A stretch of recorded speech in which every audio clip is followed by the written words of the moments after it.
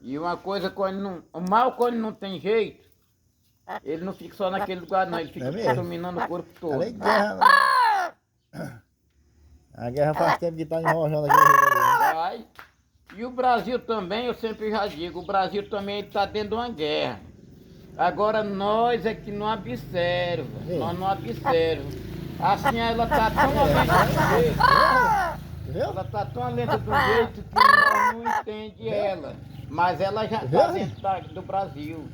Tão lento, parecendo assim uma coisa de brincadeira. É mesmo? Parecendo uma coisa de brincadeira. Outro dia eu estava falando ali com a dona Maria daqui. Eu digo, dona Maria, me diga uma coisa. A senhora é uma mulher de idade, 90 e poucos anos. Eu também estou quase da campanha sua do seu nascimento.